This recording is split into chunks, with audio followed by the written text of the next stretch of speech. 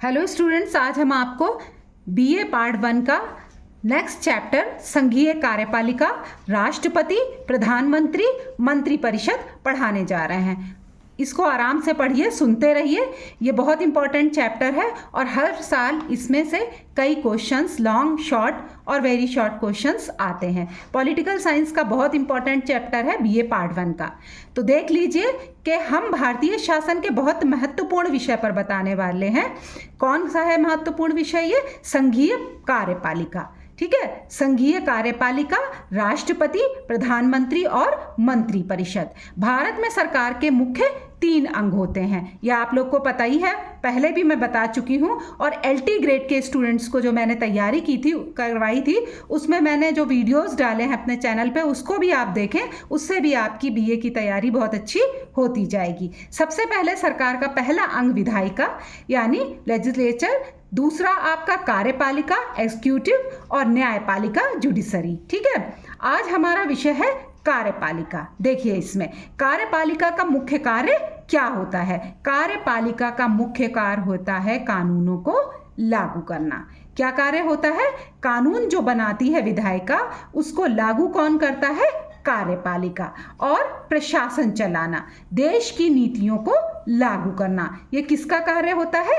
कार्यपालिका का। ठीक है, संविधान के अनुसार संघीय कार्यपालिका में मुख्य रूप से कौन कौन शामिल होता है? तो देख लीजिए, राष्ट्रपति, उपराष्ट्रपति, प्रधानमंत्री और उसकी मंत्रिपरिषद। ठीक है, कौन कौन शामिल होता है एक बार दोबारा देख लीजिए, राष्ट्रपति, उपराष्ट्रपति, प्रधानमंत्री और उसकी मंत्रिपरिषद। लेकिन आज हम उन मुख्य रूप से राष्ट्रपति, प्रधानमंत्री और मंत्रिपरिषद पर ही चर्चा करेंगे। भारत का राष्ट्रपति देश का संवैधानिक प्रमुख होता है। ठीक है, संविधान के अनुच्छेद 52 में कहा गया है कि भारत में एक राष्ट्रपति होगा।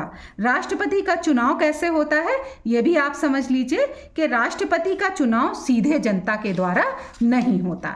राष्ट्रपति का चुनाव सीधे जनता नहीं करती, यानी कि इसमें प्रत्यक्ष चुनाव नहीं होता। राष्ट्रपति का चुनाव एक निर्वाचन मंडल द्वारा किया जाता है।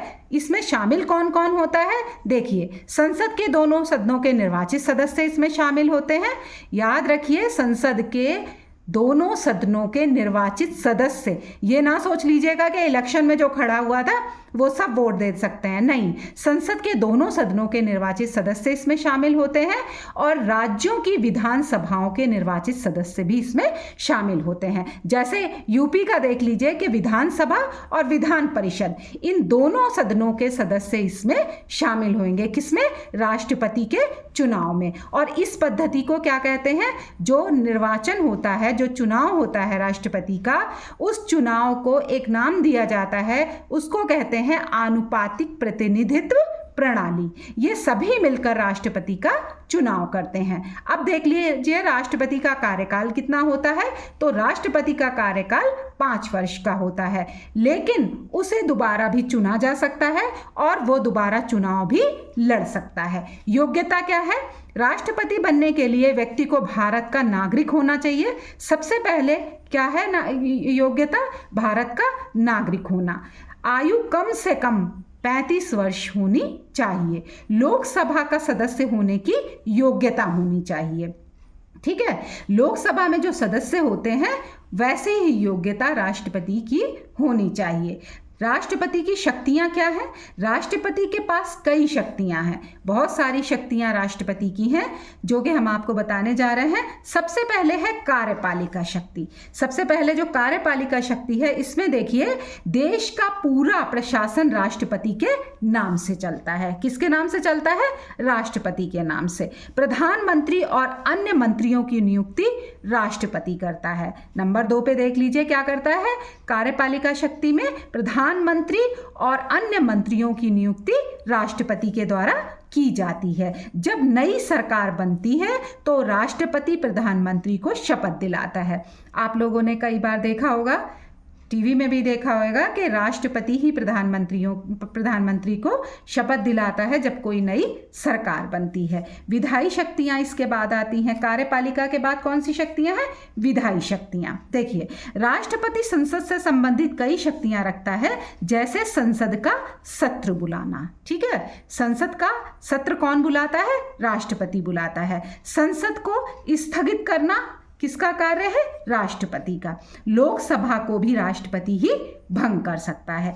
कोई भी बिल राष्ट्रपति की स्वीकृति के बिना कानून नहीं बन सकता। समझ में आ रहा है? ये बहुत इंपॉर्टेंट चीज़ है, इसको याद रखिएगा कि कोई भी बिल राष्ट्रपति की स्वीकृति के बिना कानून नहीं बन सकता।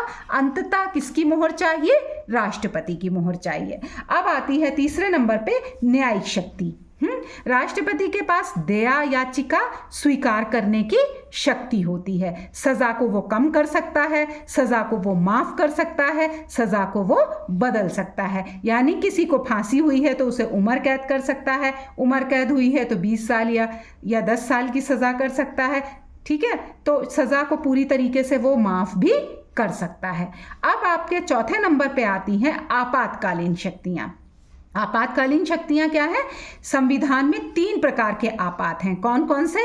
राष्ट्रीय आपातकाल, राज्य आपातकाल, वित्तीय आपातकाल। ठीक है, राष्ट्रीय आपातकाल जो है आपका आ चुका, कई बार लागू हो चुका है। जब भारत पाकिस्तान युद्ध हुआ था, भारत चाइना युद्ध हुआ था, तो राष्ट्रीय आपातकाल देश में लागू किया गया था। राज्य आपातकाल कई बार हो चुके हैं, यूपी में भी, कई और राज्यों में भी हो चुके हैं। तो राज्य की जब विधानसभाएं भंग हो जाती हैं, वहाँ संवैधानिक तंत्र विफल हो जाता है, तो राष्ट्रपति अपने हाथों में उस राज्य की बागडोर ले लेता है। तो ये क्या कहलाता है? राज्य आपातकाल। वित्तीय आपातकाल अभी तक कभी नहीं लगा है, ना ऊपर वाला करे कभी लगे। तो वित्तीय आपातकाल भारत में कभी नहीं आया। इसकी घोषणा कौन करता है? राष्ट्रपति करता है। अब ये राष्ट्रपति की शक्तियां हमने आपको बता दी, अधिकार सारे हो गए। अब आता है नेक्स्ट आपका प्रधानमंत्री। तो भारत में वास्तविक कार्यपालिका का जो प्रधान होता है वो है प्रधानमंत्री। जो भी राष्ट्रपति असल में काम करता है वो अगर देखा जाए तो वास्तविक रूप से वो प्रधानमंत्री ही करता है। केवल राष्ट्रपति का नाम ही होता है मोस्टली इसमें, लेकिन काम करने वाला कौन होता है? वास्तविक प्रधानमंत्री होता है। सरकार का प्रमुख होता है वो। प्रधानमंत्री की नियुक्ति राष्ट्रपति के द्वारा की जाती है, लेकिन सामान्यतः वही व्यक्ति प्रधानमंत्री बनता है जिसकी पार्टी को लोकसभा में बहुमत मिला हो। ठीक है, बहुमत दल का नेता ही प्रधानमंत्री बनेगा। यानी कि लोकसभा राज्यसभा में जिसके मेंबर ज़्यादा होंगे, जिसके एमपी ज़्यादा होंगे, वही आदमी, उसी का अध्यक्ष जो है वो क्या बनेगा? प्रधानमंत्री बनेगा। यदि किसी पार्टी के पास लोकसभा में सबसे ज्यादा सीटें हैं तो उसके नेता को ही प्रधानमंत्री बनाया जाता है। ये एक नियम है। ठीक है, प्रधानमंत्री की शक्तियां अब क्या क्या हैं? एक बात याद रखिए कि जो भी राष्ट्रपति की शक्तियां हैं वो वास्तविक रूप से प्रधानमंत्री के पास होती हैं, कुछ शक्तियों को छोड़ करके ज्यादातर शक्तियां। इसीलिए कहा भी जाता है कि वास्तविक प्रधानमंत्री होता है और नाम मात्र का प्रधान कौन होता है? राष्ट्रपति होता है। तो प्रधानमंत्री की शक्तियां क्या क्या हैं? कि प्रधानमंत्री सरकार का सबसे शक्तिशाली पद होता है।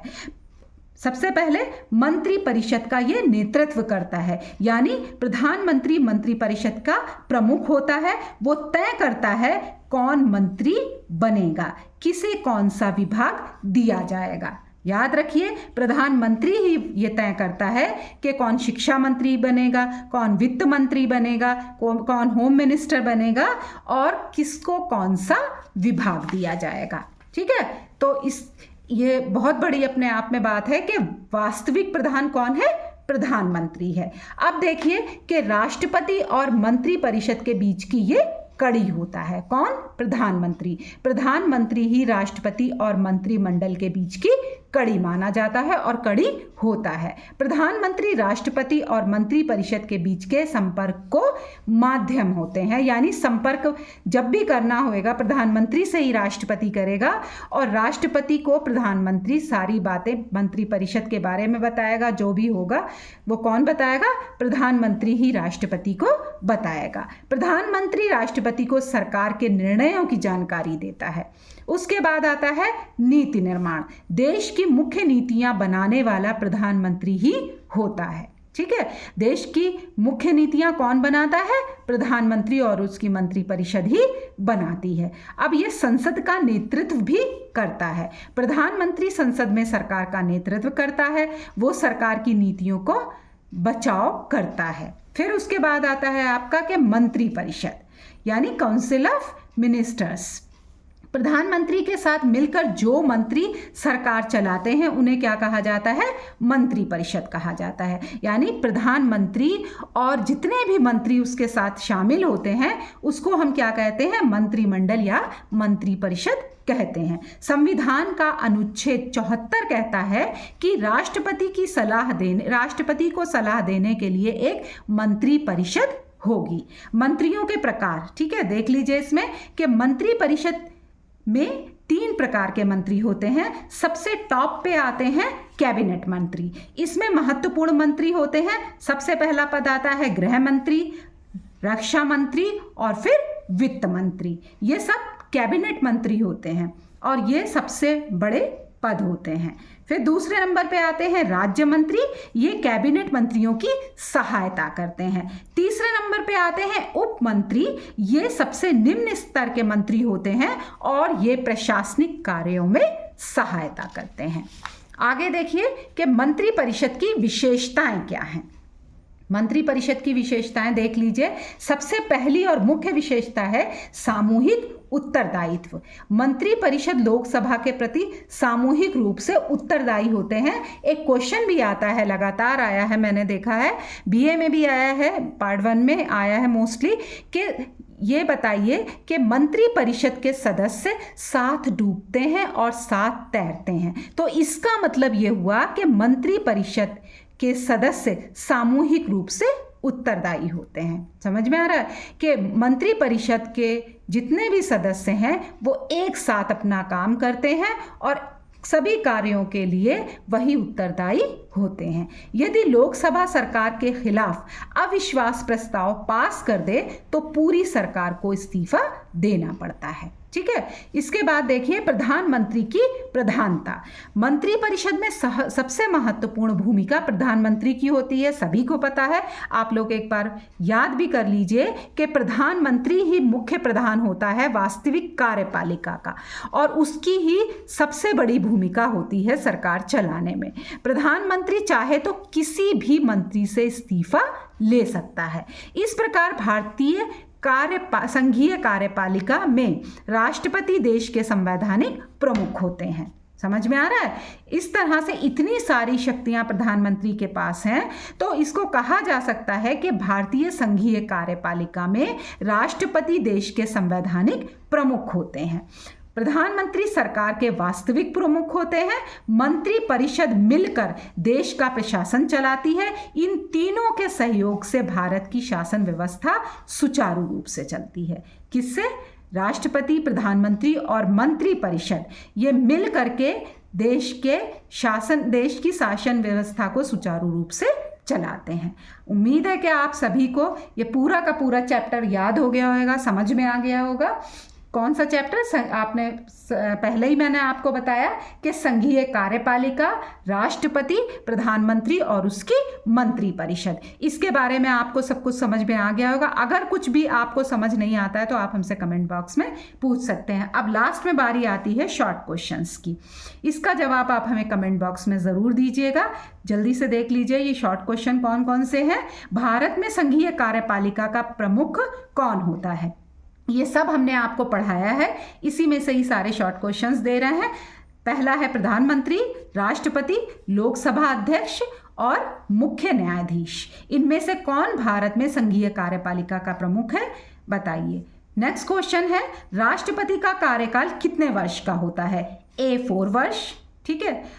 बी 5 ईयर्स, सी 6 ईयर्स, 7 ईयर्स डी। इसमें से सही जवाब आप चुन के बताइए। नेक्स्ट क्वेश्चन, भारत का वास्तविक कार्यपालिका प्रमुख कौन होता है? ए राष्ट्रपति, बी प्रधानमंत्री, सी राज्यपाल और डी मुख्य न्यायाधीश। नेक्स्ट, मंत्रिपरिषद किसके प्रति सामूहिक रूप से उत्तरदायी होती है? 1 राज्यसभा, 2 राष्ट्रपति, 3 Lok Sabha, 4 supreme court. Next question, संविधान का कौन सा अनुच्छेद मंत्रिपरिषद से संबंधित है? ए अनुच्छेद 32, बी अनुच्छेद 52, सी अनुच्छेद 74 और डी अनुच्छेद 370। आप पूरी वीडियो को अच्छे से देखें तो आपको सारे क्वेश्चन के जवाब इसी वीडियो में मिल जाएंगे। अगले चैप्टर्स को आप देखते रहिए, सारे के सारे लगभग चैप्टर कंप्लीट होने पे हैं बीए पार्ट 1 के। आप देखते रहिए, सारा सिलेबस आपका इसी में पड़ा हुआ है। चैनल को ज़रूर सब्सक्राइब कर लीजिए ताकि नए नए चैप्टर भी आपको पढ़ने को मिल सकें। Thank you.